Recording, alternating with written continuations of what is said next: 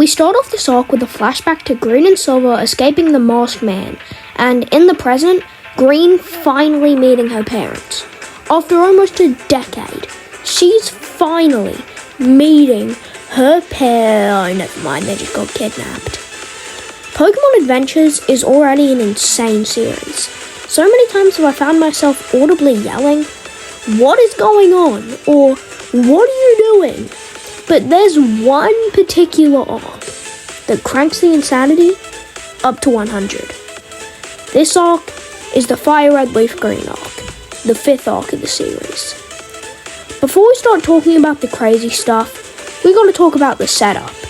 This arc properly starts with the now 16 Red and Blue checking out Pallet Town when they go to Professor Oak's and are told to return their Pokédexes. Okay, already weird, but there's probably a good oh, never mind, they're getting jumped by a mythical Pokemon. That's just great. After only a page, the mythical just dips, and Red decides that he's gonna go find Professor Oak, since he wasn't in his lab. One thing though, right before they got jumped, they found Tripasses and Fame Checkers, which are basically voice recorders, on Oak's desk. The Fame Checker was what told Red and Blue to return their Pokédexes.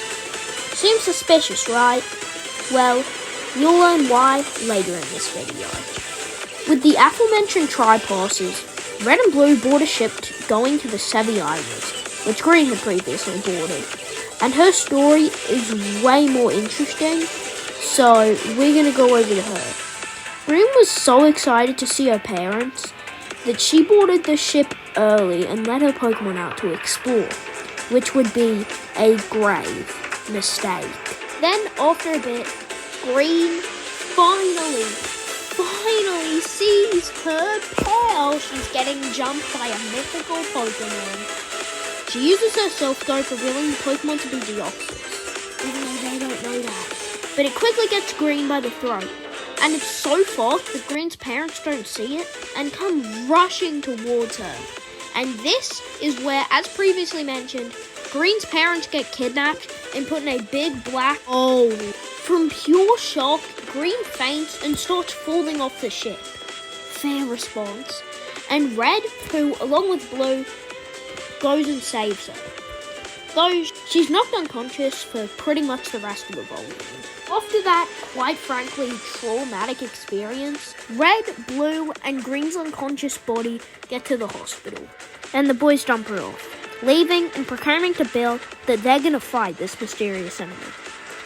They get out of the hospital and they start talking about how they need to train and get stronger, when they're surprised by some crackhead old lady who can teach them quote-unquote special moves. Red is mildly reluctant, but Blue is super suspicious. She's the trainer who's controlling Deoxys, which seems crazy until you remember the last old person in Pokemon who almost destroyed an entire region. Eventually, they're forced to go with her when she straps bracelets that force them to be near her on their wrists and uses a huge blast from the starters she somehow got to create a huge hole in the ground. Also, she's like an ancient legend or something. She's really old.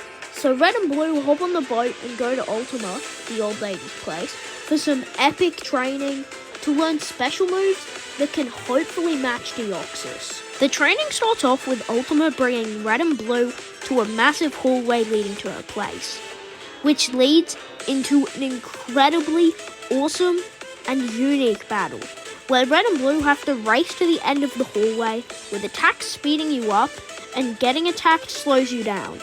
Also, there's like a big jump rope thing they gotta go over, though unexpectedly, only one person gets the special move. The battle starts off with Red bringing out Gyarados and Snorlax, and Blue bringing out Porygon 2 and Golduck. The battle starts off with Red kinda losing. Even though he managed to get off Intimidate, Blue's attack does far more damage, causing Red to slow down dramatically. Though, Red starts coming back when he uses Hyper Beam, which Blue Golduck uses Dig to dodge. But nah, Red on some bigger brain type stuff, because he uses Earthquake, which does double damage underground. I didn't even know it did that. This makes it seem like Red is going to win, but a Tri-Beam from Porygon 2 causes Red's Gyarados to be paralyzed. Seizing the opportunity, Blue brings out Sizzle and Machamp, and Machamp manages to seismic toss the big back at his Snorlax and finishes him off with a clean, close combat low kick combo. And Sizzle knocks out Gyarados with a Steel Punch. With both of his Pokemon knocked out, Red brings out Aero the Aerodactyl and Pika the Pikachu, very original names, I know, and Aero and Sizzle engage in an aerial ace battle. But because of Aero's Rockhead ability, he doesn't take recoil damage, forcing Blue to switch out. Both so close to the end, Red uses Thunder to attack Machamp, but the attack is quickly redirected by Rhydon's Lightning Rod ability. But Red ain't giving up that easy, so he lands a clean Iron Tail on Machamp. This causes Red to speed up just enough to land the tie. Yeah, they end up tying. Kinda anticlimactic, but whatever. Their focus is drawn to Ultima, who is being attacked by Deoxys, but it looks different to the one from Green's encounter. Obviously, we all know this is form change, but the characters don't, so like, you gotta get immersed, man. Get into the immersion. And by some miracle, the bands they got in either start glowing. I have no idea what happened to the audio here, so just go with it. Red and Blue attempt to unleash their special moves. But before we continue that, we are interrupted by a group of bikers on 3 Islands, who decide to get a little silly and beat up a 6-year-old girl. Honest mistake, I swear, officer. Chara Deltarune made me do it. But this makes Deoxys mad. Yeah, the same Deoxys who has been jumping and kidnapping beat these dudes up for hitting the "Give me your lunch money" squirt on a 6-year-old. After this, we're interrupted yet again, told you this arc was chaotic, by Bill's shenanigans, who sees the Green still hasn't waken up, remembering something that Red had told him, though I can't really explain it, so just read it.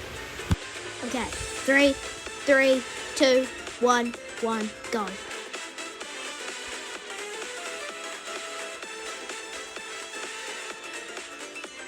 And so, we go back to another biker getting clapped by Deoxys so bad that he begs some random passer. Oh, nope, that's Giovanni. What even is this arc? Giovanni presumably kills this dude and is like, yo, you suck at being evil. And then name drops Deoxys. Okay, finally, after all those Family Guy cutaways, Red and Blue completely miss their attacks. Like, my god, come on. And it's revealed the whole time it was a Ditto. More specifically, Green's Ditto, who had followed Red and Blue onto the island. And the whole Deoxys stunt was just a way to teach them the special moves. Okay, so that's the end of the video. And no, that isn't the whole arc. But I didn't want this video to be 30 plus minutes long, so I'm going to split it into a 4 or 5 part series. Also, if this video doesn't do well, I won't continue the series. See you guys next time.